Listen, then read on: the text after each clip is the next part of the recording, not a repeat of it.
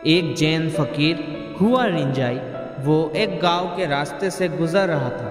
तभी एक आदमी पीछे से आया और उसे लकड़ी से मारकर भाग गया। इस भाग दौड़ में रिंझाई को चोट पहुंचाने में उसके हाथ से लकड़ी छूट गई और जमीन पर नीचे जा गिरी। रिंझाई लकड़ी उठाकर पीछे दौड़ा कि मेरे भाई अपनी लकड़ी तो लेते जाओ। ये सब एक दुकानदार देख रहा था। उसने ऐसी विचित्र बात ना देखी थी। दुकान के मालिक ने कहा, पागल हो गए हो क्या? वो आदमी तुम्हें लकड़ी मार कर गया और तुम उसकी लकड़ी लौटाने की चिंता कर रहे हो। रिंझाई ने कहा, एक दिन मैं एक वृक्ष के नीचे लेटा हुआ था। वृक्ष से एक शाखा तभी मेरे ऊपर गिर पड़ी। तब मैंने वृक्ष को कुछ भी नहीं कहा था। आज उस आदमी के हाथ से लकड़ी मेरे ऊपर गिर पड़ी, मैं इस आदमी को क्यों कुछ कहूँ? उस दुकानदार को रिंझाई की बात समझ में ना आई, क्योंकि उसने तो बचपन से ही दुनिया को प्रतिशोध और प्रतिक्रिया की दृष्टि से देखा है। उसने कहा, रिंझाई तुम पागल हो। वृक्ष से शाखा का गिरना अलग बात है और इस आदमी से लकड़ी तुम्हारे ऊपर गिरना अलग बात है। रिंझाई कहने लगा, मेरे लिए तो सदा एक सी ही बात है। और ये कहकर रिंझाई एक दूसरी घटना सुनाने लगा।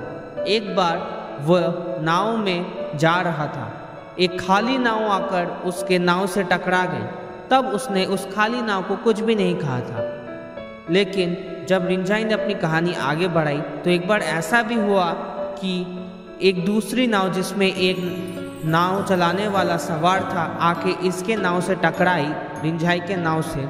तब नाव चालक ने दूसरे नाव चालक को बहुत सी गालियाँ दी। तो इस बात पर रिंझाई ने नाव चालक से पूछा कि तुम इसको तो गाली दे रहे हो, लेकिन अगर ये नाव खाली होती तब तुम गाली बकते या ना बकते?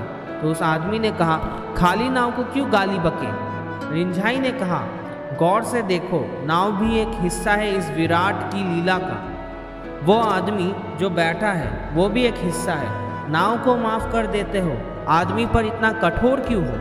शायद वो दुकानदार भी नहीं समझा होगा, क्योंकि समझने के लिए बुद्ध को जानना पड़ता है। जो अंगुली माल तक को माफ कर दे वो है बुद्ध। हम में से कोई भी नहीं समझ पाता है कि माफ करना होता नहीं है, और ये तो अंदर से आता है। और एक बार घटित हो जाता है तो आप किसी पर दोष ही नहीं लगाते, बस माफ करते हैं।